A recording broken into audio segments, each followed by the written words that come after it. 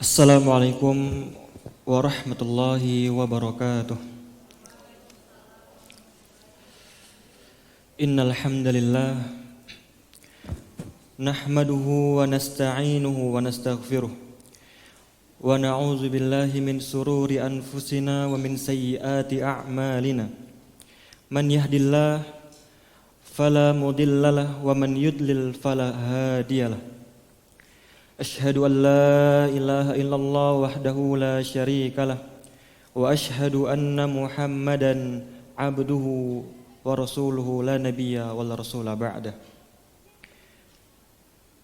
Amma ba'd, segala puji bagi Allah yang mana dengan nikmatnya, di antara nikmat yang Allah berikan pada kita pada pagi hari ini ialah nikmat waktu. Sebagaimana kita tahu bahwasannya hari ini adalah hari keluarga, hari di mana kita rihlah atau jalan-jalan bersama keluarga. Namun pada kesempatan kali hari ini Allah masih memberikan kita sebuah nikmat, yaitu nikmat waktu untuk bersama-sama kita mempelajari ilmu agama. Di antaranya adalah ilmu parenting. Karena di antara ilmu yang diwajibkan untuk dikuasai oleh orang tua adalah ilmu dalam mendidik anak. Sebagaimana sabda Nabi SAW, kullukum ra'in wa kullukum mas'ulun an ra'iyyatih. Setiap kalian adalah pemimpin, dan setiap pemimpin, setiap kalian akan dimintai pertanggungjawabannya. Maka oleh karena itu kita penting sekali bagaimana kita menjalani amanah yang besar dari Allah Subhanahu wa taala, yaitu mendidik anak. Salawat serta salam tak lupa kita curahkan kepada baginda kita Nabi sallallahu alaihi wasallam, yang mana dari beliaulah kita mengikuti qudwah, contoh akhlak yang baik. Sebagaimana Aisyah radhiyallahu anha mengatakan, kana khuluquhul Quran, bahwasannya akhlak Rasulullah sallallahu alaihi wasallam itu seperti akhlaknya Al-Qur'an. Ahibati fillah, bapak-bapak, ibu-ibu yang dirahmati oleh Allah Subhanahu wa taala, insyaallah pada kesempatan hari ini ialah kita akan membahas sebuah ilmu, yaitu ilmu parenting yang bertema orang tua yang bijak ialah pendengar yang baik. Ini tema secara umum. Adapun sumber yang kita gunakan ialah kitab Sentuhan Jiwa untuk Anak Kita. Ini bukunya cukup tebal, namun hari ini kita akan meringkas sedikit pembahasan dari bab pertama dalam kitab Sentuhan Jiwa untuk Anak Kita.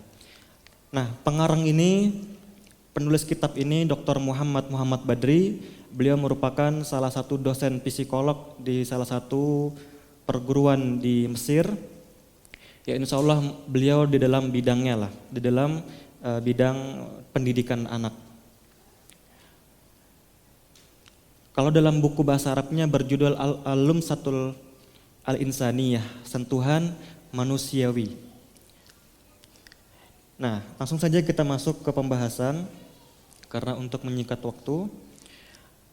Jadi buku ini itu berjudul Human Touch. Ya, jadi ada sekitar 12 bab yang masing-masing bab itu akan membahas 12 ini. Ya, jadi ada human touch. Yang pertama itu dengarkanlah ia. Kemudian yang kedua, pahamilah perasaannya. Yang ketiga, berilah motivasi. Yang keempat, berilah apresiasi atas usahanya. Yang kelima, berilah ia informasi. Yang keenam, latihlah ia. Yang ketujuh, bukalah matanya. Yang kedelapan, pahamilah keunikannya. 9, jalinlah hubungan dengannya. Dan 10, hargailah ia. 10 ya. Hargailah ia. Namun pada kesempatan kali ini kita cukup membahas di bab 1 di bagian pertama. Jadi di bab 1 ini yang berjudul dengan dengarkanlah ia, itu terdiri dari 3 bagian lagi. Bagian pertama itu kepiawaian untuk diam. Ya, insya Allah hari ini kita akan bahas bagian 1 ini. Yang kedua sihir putih. Yang ketiga meniti tali nan tinggi. Nah, jadi di bagian 1 ini yaitu kepiawaian untuk diam terbagi menjadi 3 pembahasan. Namun kita di sini hanya membahas rangkuman yang sudah Ana buatkan versi PowerPoint-nya. Namun qadarullah kalau misalkan pian berataan ingin menguasai lebih banyak ilmunya, pian bisa membaca buku Sentuhan Jiwa untuk Anak Kita. Ini lebih banyak lagi contoh-contohnya. Ya, beliau ini tidak hanya khusus orang tua saja. Beliau juga mengajarkan untuk para pendidik atau guru. Sehingga ini luas cakupannya, bukan hanya orang tua saja. Dan di sini lengkap sekali ya contoh-contoh setiap beliau memberikan ideologi pemikiran beliau. Beliau juga memberikan contoh sehingga kita bisa visual membayangkan secara langsung. Nah, kita mulai saja. Bismillahirrahmanirrahim. Kita akan membahas yaitu mendengarkan sampai tuntas. Kemudian yang kedua juga ada diam penuh sadar. Yang terakhir menyimak aktif. Nah, sekarang di bab ini, di pembahasan kali ini kita ingin lebih fokus ke pembahasan mendengarkan sampai tuntas. Karena yang duanya ini akan mencakup di nomor 1 saja. Mendengarkan sampai tuntas itu maksudnya apa? Iya, mendengarkan sampai tuntas itu ketika anak sedang curhat kepada kita, maka kita seharusnya mendengarkan anak sampai dengan selesai.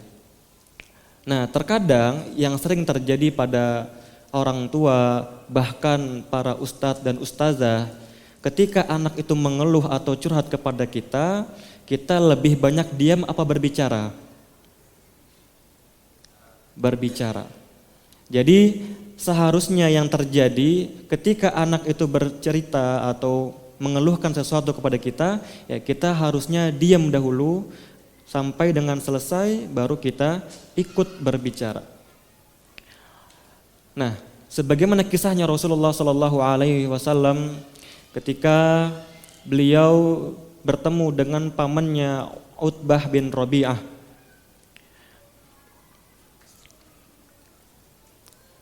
Ya, di sini Anda bacakan kisahnya Utbah bin Rabi'ah bertemu dengan Rasulullah SAW. Nabi SAW saat mendengarkan Utbah bin Rabi'ah berkata kepada beliau, "Wahai keponakanku, engkau adalah bagian dari kami. Jika dilihat dari luasnya kekerabatan dan kedudukan silsilah keturunan, tetapi engkau telah membawa masalah yang besar, yaitu memecah belah persatuan kaummu. Engkau mencincang daging mereka, engkau merendahkan Tuhan-Tuhan mereka dan agama mereka. Engkau mengkafirkan para leluhur mereka. Nah, dengarkanlah tawaranku ini, barangkali engkau menerima salah satunya." "Saya mendengar wahai Abul Walid," sahut Rasulullah SAW. Kemudian Utbah melanjutkan, "Wahai keponakanku, jika yang engkau kehendaki dari apa yang kau bawa ini hanyalah harta, maka kami akan kumpulkan sebagian harta kami untukmu agar engkau menjadi orang yang terkaya. Jika yang engkau kehendaki dari apa yang kau bawa ini hanyalah kedudukan mulia, maka kami akan jadikan engkau junjungan kami agar kami tidak memutuskan sesuatu tanpa persetujuanmu. Dan jika yang engkau kehendaki dari apa yang kau bawa ini hanyalah kedudukan raja, maka kami jadikan engkau seorang raja. Jika yang merasukimu adalah mimpi yang tidak bisa kau tolak, maka panggilkan para tabib untuk mengobatimu atas biaya kami sampai engkau sembuh. Sebab banyak orang kerasukan setan sampai akhirnya berobat. Kemudian seusai Utbah berkata-kata selama itu Rasulullah Shallallahu Alaihi Wasallam mendengarkannya. Kemudian beliau bertanya, sudah selesai wahai Abul Walid? Iya, jawab Utbah bin Rabi'ah. Kemudian Rasulullah Shallallahu Alaihi Wasallam bersabda, kalau begitu sekarang dengarkanlah saya. Tentu kulakukan, sahut Utbah. Mulailah Rasulullah Shallallahu Alaihi Wasallam membacakan beberapa ayat dari surah Fussilat sampai ayat 37. Lantas beliau bersujud, kemudian bersabda kepada Utbah, engkau telah mendengar wahai Abu Walid, itulah jawabanku. Nah, dari kisah ini, dari kisahnya Nabi Shallallahu Alaihi Wasallam ketika berjumpa dengan pamannya Utbah bin Rabi'ah, kita melihat ya bagaimana Utbah bin Rabi'ah ini seorang pamannya Rasulullah Shallallahu Alaihi Wasallam. Beliau memberikan tawaran-tawaran yang lebih hina dibandingkan nilai-nilai tauhid. Beliau menawarkan kekayaan, beliau menawarkan kedudukan, bahkan beliau menghina, apabila engkau sakit maka kami panggilkan tabib untuk memberikan pengobatan supaya setannya keluar. Nah, ini sebuah hinaan seharusnya. Maka Nabi Shallallahu Alaihi Wasallam tetap diam, tetap sabar, sampai dengan beliau menyelesaikan tawarannya. Dan lihat ya, bagaimana Nabi Shallallahu Alaihi Wasallam tidak memulai pembicaraannya sebelum beliau bertanya, sudahkah wahai Abul Walid? Ini supaya menegaskan bahwasannya benar-benar selesai apa yang telah diucapkan oleh pamannya. Nah, dari sini kita bisa melihat bahwasannya akhlak Rasulullah Shallallahu Alaihi Wasallam, bahkan walaupun beliau berbicara dengan orang kafir sekalipun, beliau menghargai tawarannya, beliau menghargai pembicaraannya. Nah, sekarang kita ambil ke poin parenting. Bagaimana kita seorang ayah, seorang ibu, ya, ketika anaknya bercerita, apalagi yang seusia PAUD, itu lebih sering bercerita kepada orang tuanya. Maka dengarkanlah dia sampai selesai. Itu kuncinya, karena Rasulullah Shallallahu Alaihi Wasallam telah mengajarkan kita seperti itu. Dengarkanlah sampai selesai, ya walaupun kadang-kadang banyak bercandanya, ya itu memang sudah ajaran Rasulullah Shallallahu Alaihi Wasallam. Nanti akan kita bahas lebih lanjut. Nah, kemudian kalau kita melihat bukti lapangan yang terjadi pada rumah tangga, yang terjadi pada hubungan antara orang tua dengan anak, kesalahan-kesalahan yang terjadi pada orang tua maupun juga para pendidik khususnya, ya. Yang pertama, suka memotong pembicaraan anak.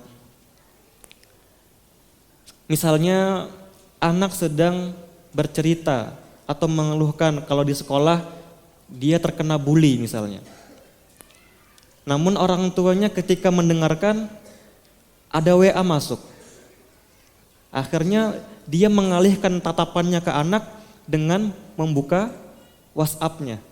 Sehingga anak itu yang sedang bercerita tiba-tiba berhenti. Nah, itu salah satu contoh kita suka memotong pembicaraan anak. Atau misalnya ada hal-hal yang lain. Seperti ada anak yang lain minta makanan sehingga kita beralihkan fokus kepada anak yang lain. Nah, ini juga salah satu faktor kita memotong pembicaraan anak. Yang kedua, kesalahan yang kedua yaitu seringkali ya ketika anak itu curhat atau mengeluhkan sesuatu kepada kita, itu seringkali kita memberikan nasihat atau teguran di tengah anak lagi asik curhat. Khususnya ini ibu-ibu biasanya. Ya, ibu-ibu belum selesai anak ngomong, oh nggak boleh nak. Nah, jadi anak itu yang lagi asik ngomong tiba-tiba diem. ketika kita sudah memberikan nasihat atau memvonis, itu maka otomatis anak itu langsung menutup pintu pembicaraan. Kenapa? Karena sudah tidak ada lagi pintu untuk ngomong, celah untuk berbicara tidak ada lagi. Sudah ditutup dengan nasihat, hukuman, vonis dari orang tua atau ustazah. Ya, jadi makanya kenapa ya kita lebih mencoba untuk sabar, diam ketika anak sedang berbicara atau curhat. Yang ketiga, pura-pura mendengarkan di saat sibuk. Nah, kalau ini terjadi di kalangan bapak-bapak. Ya, kenapa? Ya, karena biasanya laki-laki itu sibuk dengan gadget. Ya, mungkin pekerjaan, bisnis dan sebagainya. Bahkan seorang istri saja sempat mengatakan, "Bang, kalau bisa kalau ngobrol itu HP-nya simpan dulu. Ya, kalau ngomong itu tatap muka." Itu istri, apalagi anak. Ya kan? Nah, makanya kenapa ya kita tidak boleh pura-pura mendengarkan di saat sibuk. Kalau memang itu penting, kerjakan dulu yang penting, kemudian kita tinggalkan, lalu fokus kepada anak kita. Ya, jadi tidak boleh kita melakukan dua aktivitas dalam satu komunikasi. Kalau ingin sibuk dengan anak, anak sama anak saja, jangan dengan gadget. Kalau ingin sibuk dengan gadget, jangan sama anaknya. Ya, fokus dengan gadgetnya dulu. Selesaikan dulu baru kita ngomong sama anak. Seperti itu. Karena kalau pura-pura mendengarkan, kita akan merasa tidak dihargai sebagai anak. Seperti itu. Yang terakhir, merasa buang-buang waktu. Nah, ini yang sering terjadi pada kalangan anak-anak PAUD. Mungkin yang dibicarakan itu hanyalah bercanda atau tidak masuk akal, ya. Namun seorang ayah dan seorang ibu harus tetap mendengarkan apa yang diceritakan oleh anak. Walaupun itu kadang-kadang tidak ada faedahnya, tetap kita perlu mendengarkan karena banyak sekali manfaatnya. Taib. Apa sih manfaatnya? Apa sih fungsinya kita mendengarkan sampai tuntas? Yang pertama, mendengarkan sampai tuntas itu memiliki manfaat fungsi sarana termudah untuk menyentuh hati anak. Wahai para ayah, wahai para bunda, wahai para ustazah dan asatizah lainnya, ketahuilah, anak itu bukan memerlukan seorang ustadz di rumahnya. Anak itu tidak membutuhkan seorang profesor di rumahnya. Anak itu hanya membutuhkan seorang ayah dan seorang ibu di rumahnya. Yang mana mereka itu pendengar setia mereka. Jadi ketika kita lebih sering memberikan nasihat, ceramah, teguran, hukuman, makanya anak itu lebih suka main di luar daripada di rumah. Karena setiap hari dihukum, setiap hari diceramahin. Sehingga anak itu lebih suka sama temannya lebih suka mendengarkan ceritanya dia dibandingkan sama orang tuanya. Nah, ini yang terjadi. Makanya antum lihat banyak anak-anak zaman sekarang yang pacaran. Kenapa? Karena lebih nyaman sama pasangannya, terbuka dibandingkan sama orang tuanya. Makanya di zaman sekarang anak PAUD sudah pacaran. Nah, na'udzubillahi min dzalik. Kenapa itu bisa terjadi? Nyaman Ustadz, ya. Jadi itulah yang terjadi. Kenapa nggak nyamannya sama ibu? Seharusnya kan tempat curhatnya kayak pada seorang ibu. Ibu galak, apa-apa dimarahin. Nah, itu kan jadi pemikiran anak, konsep anak jadi negatif kepada orang tua. Sehingga tumbuhnya anak negatif sama orang tua dan itu bahaya. Kemudian manfaatnya yaitu menghubungkan orang tua dan anak. Sangat-sangat nyata ya, bahwasanya ketika kita sering berkomunikasi dengan anak, itu akan menjalin hubungan yang lebih dekat. Contoh orang dewasa dah, kalau orang dewasa ini kan kalau semakin dekat berubah statusnya menjadi apa? Bestie, ya kan? Kenapa bisa jadi bestie? Ya karena dia curhat sana, curhat sini ya, saling tukar cerita sehingga akrab tuh. Ya, makanya akrab. Itu yang kita inginkan kepada orang tua dengan anak. Kita ingin orang tua itu dekat dengan anak, seperti teman, bukan seperti guru kepada murid. Seperti itu. Nah, makanya kita semakin memperbanyak hubungan kita dengan anak, ya komunikasi itu akan mempererat hubungan orang tua dengan anak. Kemudian yang ketiga, lawan bicara merasa dihargai. Ini jelas ya, ketika kita ngomong sama teman saja, sesama yang dewasa pun, kalau temannya lagi main HP, kita ngomong sendiri, itu merasa tidak dihargai. Apalagi seorang anak yang hatinya masih selembut tisu, cepat baper. Ya. Kemudian yang keempat, anak akan lebih mendengarkan orang tua. Nah, para bunda, para ayah, kalau kita semua ingin didengarkan oleh anak, tolong dengarkan juga apa yang dikeluhkan anak. Jangan kitanya aja yang mau didengarkan. Kamu nyuci piring, kamu nyuci baju.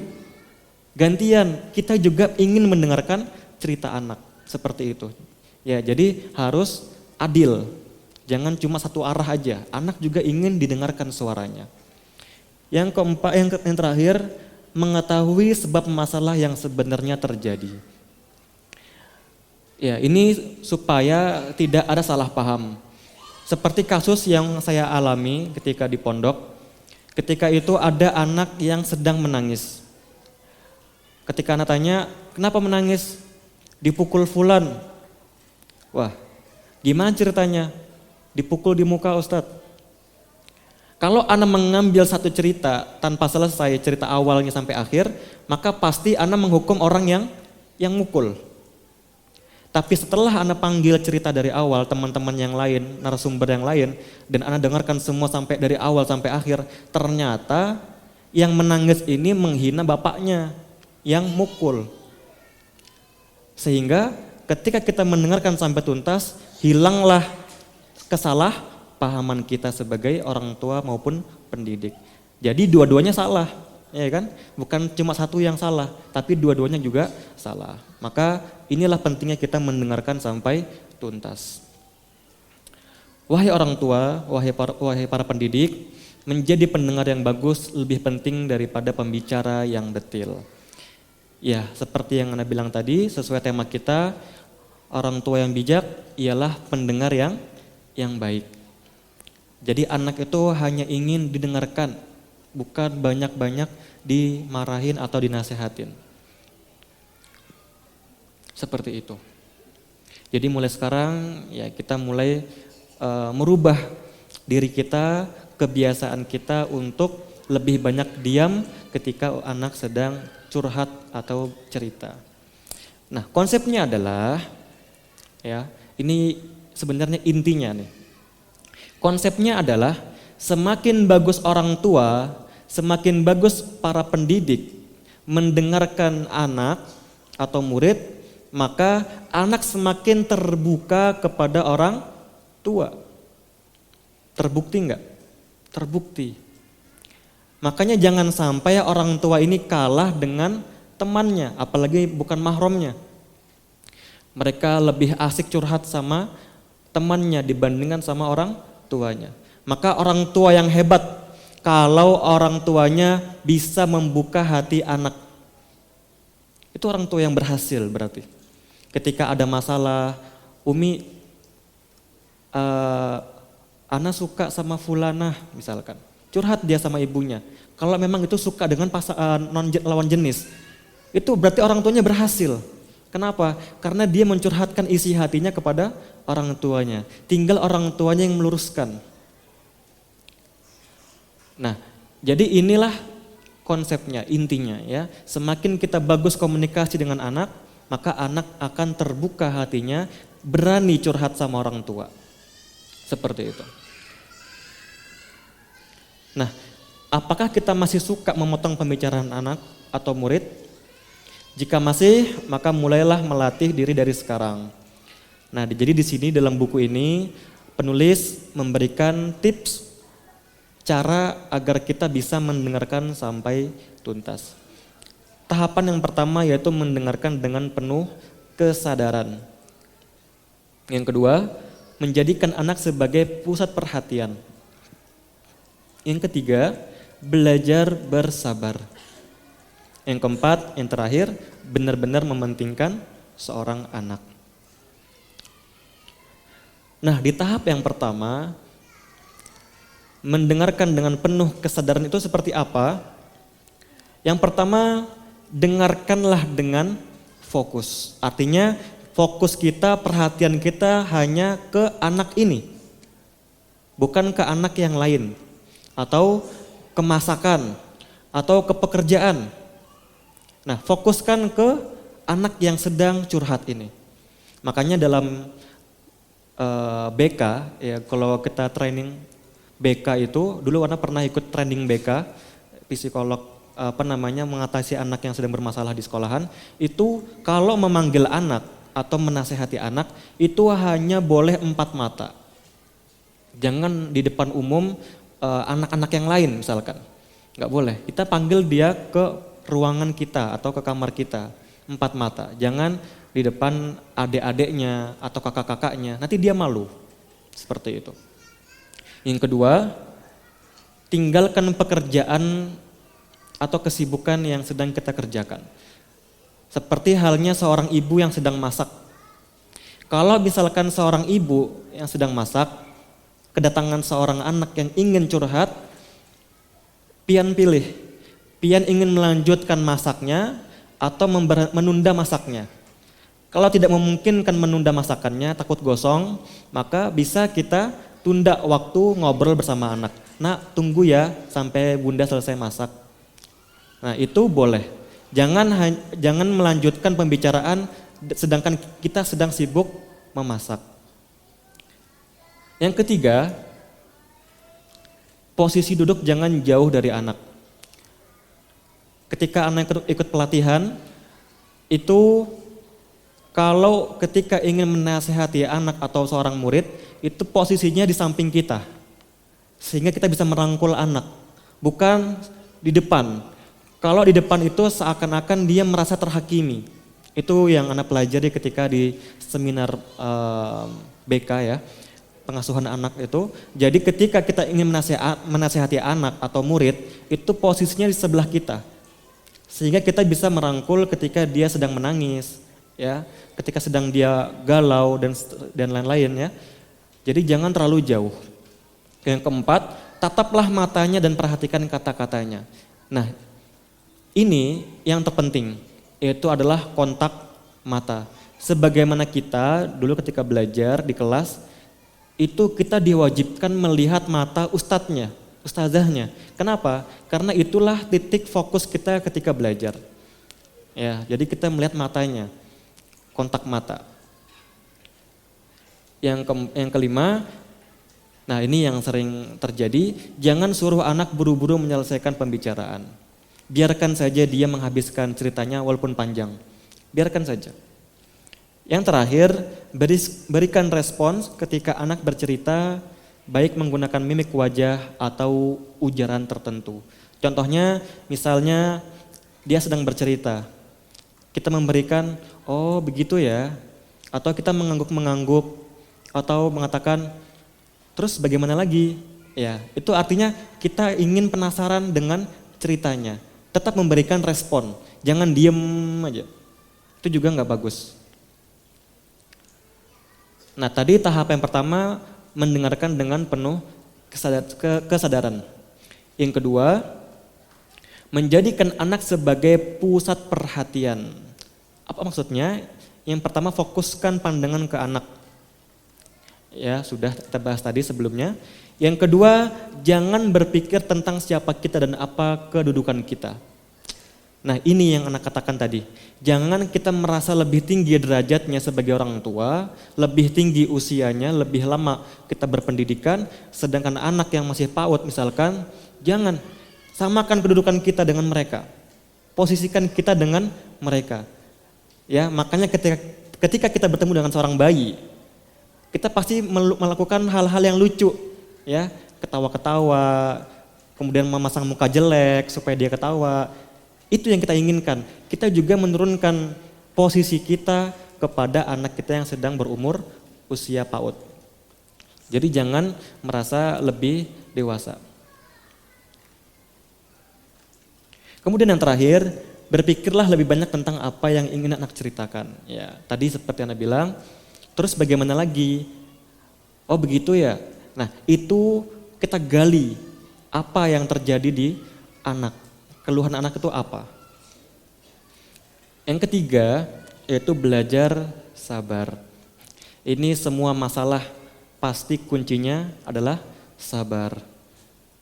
Dan kebanyakan ibu-ibu ketika sudah pasrah dengan anaknya pasti mengatakan sabar. Ya, ini sabar itu memang kunci terbesar ya. Kunci utamanya sabar. Di belajar sabar itu ada tiga poin. Yang pertama, jangan meminta anak terburu-buru bercerita. Artinya kita sabar. Yang kedua, tahan lisan agar tidak mengkritik dan menyimpulkan di tengah anak berbicara. Nah, ini yang Anda bilang bahwa tahan lisan kita. Jangan langsung memberikan kesimpulan. Jangan langsung memberikan vonis, nasihat dan sebagainya. Sebagai contoh, misalnya anak pertama, kakak, ya, sang kakak ini cerita kepada sang ibu, Umi, itu adik bodoh banget. Apa yang terjadi? Nggak boleh. Nah, itu sudah terjadi penutupan pembicaraan. Nggak boleh ngomong gitu nak, nggak boleh ngomong kasar, dosa. Wah, akhirnya anak sudah nggak berani lagi berbicara kepada ibunya, curhat, takut. Agak ragu-ragu dia ingin curhat lagi dengan seorang ibu. Kalau ingin didengarkan, maka dengarkanlah dengan baik. Biarkan dia ngomong kasar, biarkan dia selesaikan ngomongnya sampai selesai. Ketika selesai baru kita berikan nasihat. Sebagaimana Rasulullah SAW menawarkan hal-hal duniawi untuk menggantikan dakwah tauhid. Dengarkan dulu sampai selesai, baru kita memberikan arahan. Yang terakhir, diam bukan berarti selama pembicaraan diam. Jika ada pertanyaan yang harus dijawab, maka kita tetap harus menjawabnya dengan nada bicara yang rendah. Seperti itu. Yang terakhir, tahap yang terakhir, benar-benar mementingkan seorang anak. Apa sih yang dipentingkan? Yang pertama, pentingkanlah keinginan dan keluhan sang anak. Ya, di sini kita harus tetap mengiyakan, mendengarkan apa keinginan anak. Misalnya, anak ingin es krim. Iya. Dengarkan saja, ya. Dengarkan saja. Walaupun kita tidak membelikan es krimnya, tetap didengarkan. Itu keinginan. Atau ingin jalan-jalan. Ya, cukup diiyakan saja kalau memang kita tidak mau jalan-jalan. Dan dengarkan juga keluhannya. Nah, ini yang paling penting. Keluhannya itu apa? Terkadang anak-anak itu tertutup kepada orang tua. Sebagai contoh, ini yang terjadi pada kasus di pondok-pondok. Banyak anak yang pendiam. Ketika ditanya sama ustadznya itu, dia pendiam aja, malu gitu. Karena dia nggak berani mengungkapkan rasa keluhannya, rasa kesalnya. Nah, jadi ketika itu, ya ini kejadian di Jawa, waktu anak ngajar di Jawa, ada anak laki-laki, santri laki-laki yang mohon maaf, ya sedang ketagihan onani. Ini laki-laki, SMP kelas 3. Ketika tanya, apakah orang tua antum tahu antum melakukan onani? Enggak tahu Ustadz, cuma antum yang tahu Ustadz. Ustadz lain juga enggak ada yang tahu. Kenapa? Enggak berani Ustadz. Nah, disinilah salahnya. Kenapa kita sudah tergambarkan negatif oleh anak. Sedangkan sama anak juga guru kan. Anak juga guru bisa juga menghukum dia. Tapi kenapa dia bisa menceritakan itu kepada anak? Seperti hal yang anak bilang, kita banyak mendengarkan keluhan anak. Jadi mereka itu terbuka dengan kita. Kemudian juga pernah ada kasus suka sesama jenis. Dia curhat kepada Ana, Ustadz, Ana mulai suka dengan fulan Ustadz. Dan ini terjadi. Kenapa dia berani ngomong sama Ana? Karena kalau dia ngomong sama ustadz yang lain, dia dikeluarkan dari pondok. Cuman ana itu bisa berusaha untuk memahami kondisinya.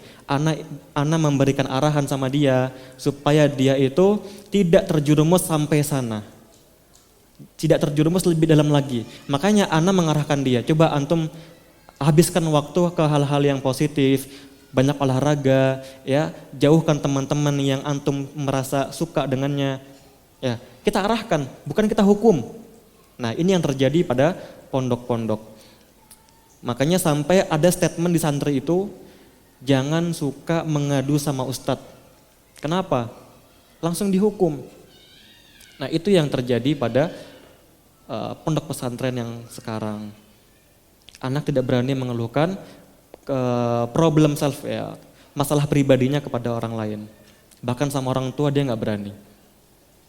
Kemudian yang kedua, yaitu sebuah pesan tersirat apabila kita menyimak anak sampai tuntas. Apa pesannya? Ya, kalian itu memang layak untuk didengar. Walaupun kalian masih TK, masih PAUD, masih SD, kalian tetap layak didengarkan sama kami sebagai orang tua, sebagai anak. Begitu juga dengan seorang guru. Walaupun kita ini jabatannya tinggi, misalnya kepala sekolah, wali kelas, ya, tetap kita berusaha mendengarkan anak yang kelas 1 SD. Keluhannya apa saja, dengarkan saja. Walaupun kadang-kadang itu hanya bohongan. Gak apa-apa, dengarkan saja, karena mereka merasa dihargai. Kemudian yang terakhir, selalu mempersilahkan ketika anak ingin bercerita. Nah, jangan melarang anak untuk bercerita. Nah, untuk mempersingkat waktu, di sini ada tips diam penuh sadar. Anda lebih fokus ke poin yang kedua, yaitu terbukalah untuk menerima masukan anak.